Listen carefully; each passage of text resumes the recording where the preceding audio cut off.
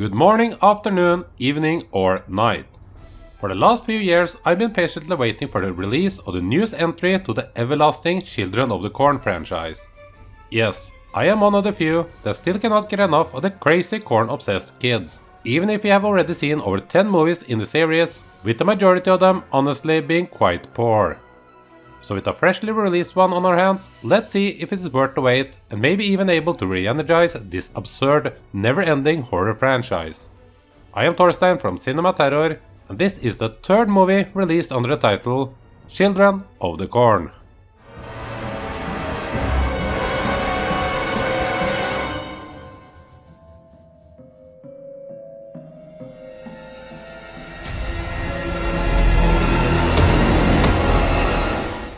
The first Children of the Corn movie was released all the way back in 1984, and since I am 2 years older than that one, I have had the honor of following the creepy corn-worshipping kids all my life. Over the nearly 40 years of existence, Stephen King's short little story has been adapted, reimagined, and maligned throughout a total of now 11 movies. If you want to hear more about every single one of them, then this is your lucky day, as I have videos on all of them here on my channel. Look for the links in the description box below if you just so happen to have a morbid curiosity. After you finish this one, of course. So, what does the newest version of Children of the Corn have in store for us blessed viewers? Well, this is sort of a remake, but not exactly. It does not simply retell the original story again like the 2009 sci-fi remake, but rather takes the original material and gives us a new spin on it, which is an effort I do applaud. Instead of taking place in the good old Gatlin, Nebraska, the story this time is set in another Nebraskan town called Rylstone. Maybe as an inside joke, as the majority of filming was done in a town called Rylstone down under in Australia. I don't know.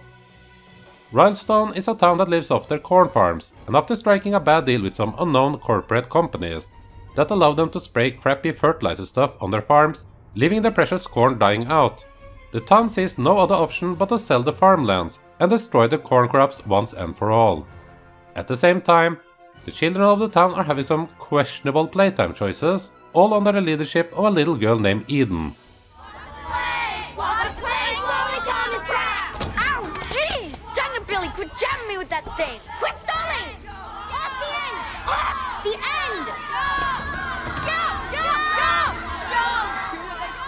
Eden and her side gang of weirdos are not happy about the decision to remove the corn crops from the town. Something that also the older, more normal kids, including Boylan, agrees on.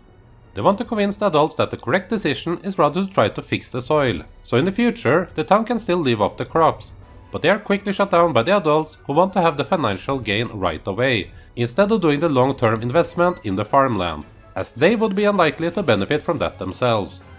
This disagreement sets the stage for a takeover of Rylstone, a takeover executed by the new Children of the Corn. You're my daughter now. You think this is how you should behave? Any more questions? It was first hard to know what level of expectations I could have with this new Children of the Corn movie. When it was announced back in 2019 or 2020, it looked like it would be a bigger budgeted movie that, unlike most of the newer sequels, would actually have some connection with Stephen King's original short story. Most of the sequels done in this millennium were produced by Dimension Films, and basically had unrelated stories being slightly altered and then slapped with the Children of the Corn title to them, just like what happened to the Hellraiser franchise. Dimension Films used to be a sub-label of Miramax, which was run by Bob and Harvey Weinstein until Harvey's fuckery was exposed to the world back in 2017. The last Corn movie under the Dimension label was a surprisingly decent 2018 effort, Children of the Corn Runaway. Getting a fresh new start on a different ownership and taking advantage of the original title again did make me curious and slightly optimistic about this one, but when the movie never seemed to get a release date, I figured I should not expect all that much, and now 3-4 years later, I guess I was right in that regards, as Children of the Corn is sadly not the restart that I wanted for the franchise. What I did like was the attempt to take the original premise and put a new spin on it, including environmental issues like GMO and fertilizers and whatnot. I'm not exactly a farmer, so I don't know a lot about that stuff to be honest, but big corporate companies taking advantage of nature and people is an easy theme to get behind, and it is very current considering all the environmental talk and media attention that this issue has gained over the last few years. There have been some attempts at this in the past with the franchise, with especially the first sequel, Children of the Corn 2 The Final Sacrifice, coming to mind.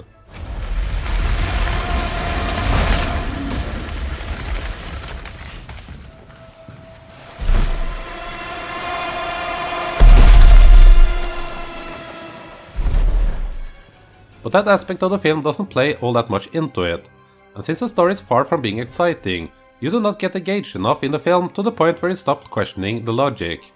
We don't really get to know exactly how this poisonous fertilizer is affecting the children, or how it managed to create He Who Walks Behind the Row, if it even was responsible for creating this creature.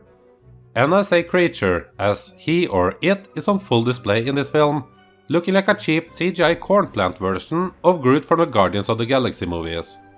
These are issues that can easily be ignored if you care more about what is going on or the characters, but sadly that did not happen for me on this one.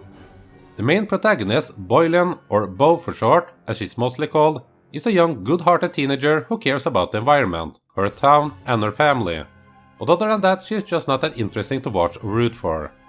I'm not going to blame the actress Elena Kampouris for this, as little is done with her or any of the other characters. Kate Moyer as Eden, the little rascal leader of the corny kids, gives a surprisingly good performance, especially considering she is a child in a horror movie, and the Children of the Corn franchise has had several child performances that have brought those movies down.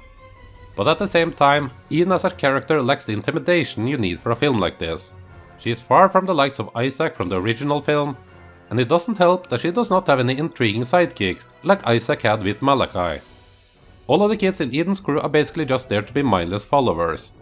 They could have done more with them, especially as one of them was Bo's brother Robert, but after he interacts with Bo in the beginning, he joins the baddies and becomes interchangeable from the rest of them, with little or no acknowledgement on his part that they are messing with his sister.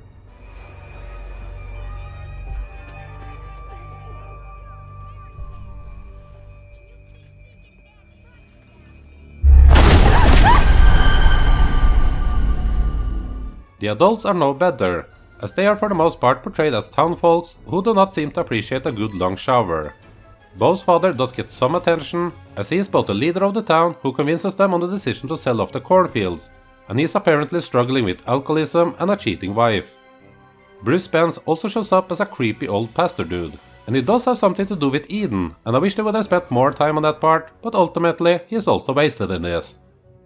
A challenge with any Killer Kids movie is to make the children come off as a threat, and in this one I felt like they weren't able to convey that.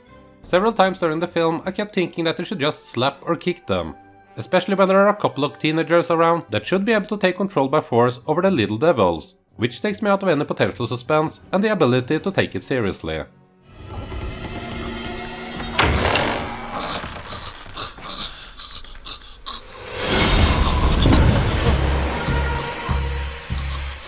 Didn't agree with the verdict, I guess. I do want to mention that there are some experience behind the camera on this one. Screenwriter and director Kurt Wimmer has stuff like Equilibrium, Ultraviolet, and the Total Recall remake on his resume, and cinematographer Andrew Rowlands has worked on stuff like Jack Reacher, Rampage, and even Star Wars Rise of Skywalker. So that's something, but just not enough to make Children of the Corn anything else than a lower tier entry to the franchise, disappointingly making it feel like another holdover release to keep the franchise license, even though that does not seem to be the case. Children of the Corn sat unreleased, patiently waiting for several years after being filmed in 2020, before finally seeing a limited theatrical release by RLJE Films and then a video-on-demand release on the excellent streaming service Shudder last year. I wish I enjoyed this more than I did and that it could bring some new life to the franchise, but sadly that was not the case. If you have an obsessive mind who has to watch every single one of these movies, then I'm sure you will check it out someday. It's definitively not the worst out of the bunch, but if you were hoping for a bit more, then I would recommend that you stay away from it. I am giving Children of the Corn a low score of 1.5 out of 5. So that was the remake, reimagining, reboot, whatever you want to call it, of Children of the Corn. Have you watched it yet? Did you enjoy it? And where do you think this franchise will go next? We still haven't seen a Children of the Corn movie in space, just saying. Be sure to check out my ranking video of the entire franchise, and hope to see you again in the future for more reviews of all kinds of horror movies, good or bad, here on CinemaTerror. Thank you.